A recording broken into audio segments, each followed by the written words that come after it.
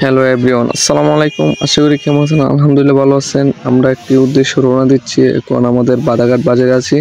এখন রওনা দিয়ে চলে যাব আমরা হযরত শাহ আরফিন মাজারে।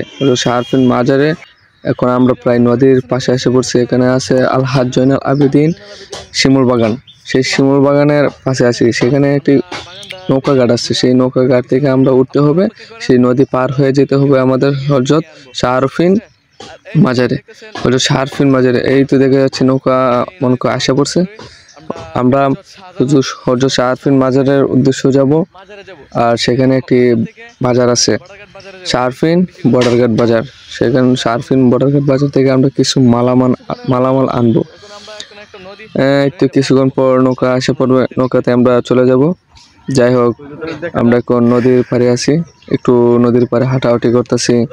এখানে আমার কাজিনস রয়েছে রায়হান। তো নদীর পাড়ে এখন আমরা নৌকাতে উঠে পড়ছি। এখন প্রায় আমরা শাহ আরফিন মাজারের পাশে আসা পড়ছি। এখন বর্ডারঘাট বাজারে যাব, দেখি বর্ডারঘাট বাজারে ঢোকা যায় কিনা। যদি না ঢোকা যায় তাহলে আপনাদেরকে শাহ আরফিন মাজারটা দেখিয়ে আনবো। মনে হয় বর্ডারঘাট বাজারে ঢুকানো যায় না। এখন আমরা যাচ্ছি, দেখি আমরা ঢুকতে নি পারি। সম্ভবত ঢুকতে দেবে না, ঢুকতে দেই না আমাদেরকে। এজন্য আমরা এই বাজারের সাইডে বাইডে দিয়ে আমরা ঘোরাঘোরা করতেছি। এখন ক্যামেরা করা যায় না, ক্যামেরা করা বন্ধ, নিষেধ। আমরা চলে যাব বর্তমানে সরাসরি শাহ আরফিন মাজারে। এখন আমরা শাহ আরফিন মাজারের ক্যাম্পাসে আছি। আমরা তো জানি হযরত শাহ আরফিন রাদিয়াল্লাহু আনহু উনার কৈবর কোথায় হয়েছে, উনার এগুলো আমরা জানি না। কিন্তু এটাই জানি, মানুষের কাছ থেকে শুনছি এটা নাকি শাহ আরফিন মাজার। এখন আমি কি বলবো, আপনারা কমেন্টে বলে দেবেন মুসলমান ভাইরা, এটা কি আসলে শাহ আরফিন মাজার নাকি শাহ আরফিন শাহ এখানে নামাজ পড়তো এজন্য এটা মাজার দিয়েছে। আপনারা বলবেন। আরেকটা আছে এই বর্ডারঘাটের উপর পাশে ইন্ডিয়াতে, ঠিক আছে, এটাও নাকি শাহ আরফিন মাজার। কারণ আমরা আসছি এই উদ্দেশ্যে, রওনা দিতে আসছি, আমরা দেখার জন্য আসছি, আপনাদেরকে দেখানোর জন্য আসছি হযরত শাহ আরফিন মাজারে। এখন শাহ আরফিন মাজারের ক্যাম্পাসটা ঘুরে দেখব। আমাদের শাহ আরফিন মাজারটা ঘুরে দেখানো হয়েছে। এখন আমরা ইন্ডিয়া বর্ডারঘাট বাজারের ভিতরে ঢুকছি। এখন বাজারের ভিতরে ঢুকে বাজারে কিছু দৃশ্য দেখব। মূলত আমার হাতে ভালো একটা ফোন ছিল না, যার ফলে ভিডিও করতে পারি নাই। আর এখানে ভিডিও করা নিষেধ। বিএসএফ মামা এবং বাংলাদেশ বিটিআর তারা এখানে ভিডিও করতে নিষেধ দেয়, যার ফলে আমি ভিডিওটা ভালোভাবে করতে পারি নাই। এই ভিডিওটা করেছিলাম আমার প্যান্টের পকেটে মোবাইল দিয়ে এই ভিডিওটা করেছিলাম। আপনারা অবশ্যই আমাকে সাপোর্ট করবেন, কারণ ভিডিওটা ভালো করে করতে পারি নাই। এখন বাজারের দৃশ্যটা দেখব। উপর পাশে পাহাড়, দুই পাশে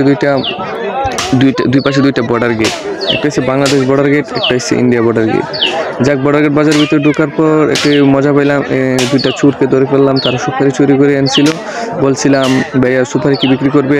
বলছিল হ্যাঁ বিক্রি করব। সুপারি কিভাবে? বলে একটা নাকি 5 টাকা পিস। তারা চুরি করে আনছে, চুরির ময় বড় গলা। তারা বলে 5 টাকা পিস। তারপর আমরা তিনটা পেয়ারা দিয়ে কয়েকটা সুপারি নিলাম। তারপর সুপারি নিয়ে আমরা পেয়ারা খাইলাম। পেয়ারা খাই মজা পেলাম। মজা পাওয়ার পর আমরা এই বাজারের ক্যাম্পাসটার ভিতরে ঢুকে ফেললাম। এই বর্ডারঘাট বাজারের ভিতরে ঢুকে ফেললাম। বর্ডারঘাট বাজারের ভিতরে আমরা কিছুগুলো দেখতেছি, খুব সুন্দরই লাগতেছে। এখন আমরা যাব মালামাল কিনতে। বর্ডারঘাট বাজারের ভিতরে আমরা মাল দাম দর করতে যাব। এখন আমার সাথে ছিল আমার কাজিনস, ঠিক আছে, তাকে নিয়ে আমি যাচ্ছিলাম সেই বর্ডারঘাট বাজারে, ইন্ডিয়া বর্ডারঘাট বাজার। এখানে পুরুষ মহিলা সবাই এখানে মালামাল বিক্রি করে, মালামাল ক্রয় করে। এখান থেকে আমরা নাশপাতি কিনে যাচ্ছিলাম। নাশপাতিগুলো দেখতে অনেক সুন্দর ছিল। আর দুটো চোর দেখছিলাম, আবার সেই দুটি চোর আবার আমাদের সামনে এসে ধরা দিয়েছিল। তাদের কাছ থেকে সফরি কিনে যাচ্ছিলাম। তারা এক এক করে আমাদেরকে সুপারিগুলো দেখাইছিল। তারা একজন চানাচুর খাচ্ছিল, একজন সুপারিগুলো আমাদের কাছে বিক্রি করতে আবার আসছিল। দেখছেন কত বড় চোর।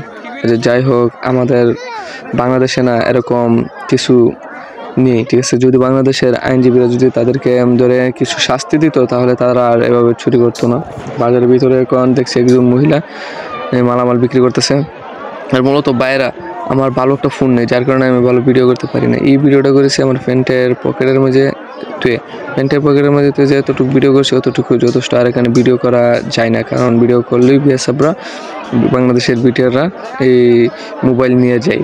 কারণ মোবাইল কিসের জন্য নিয়ে যায় তা আমরা জানি না ভাই, বুঝছেন।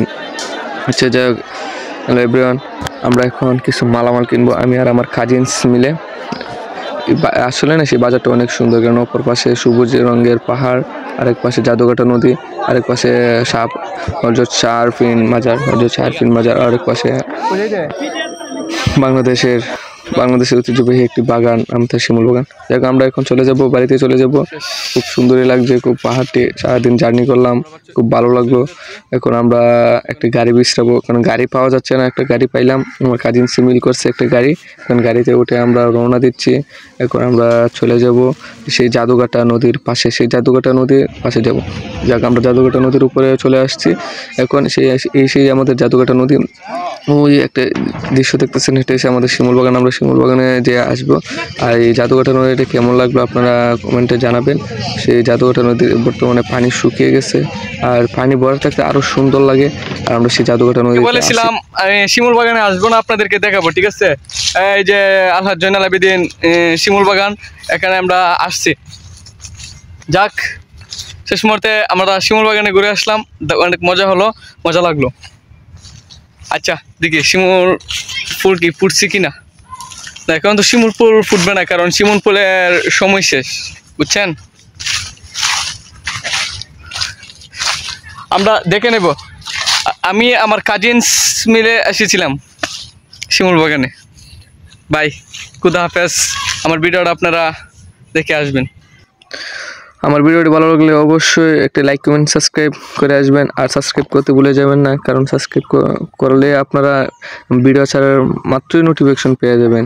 ধন্যবাদ, খুদা হাফেজ, আপনারা ভালো থাকবেন। আবার আপনাদের সাথে দেখা হবে।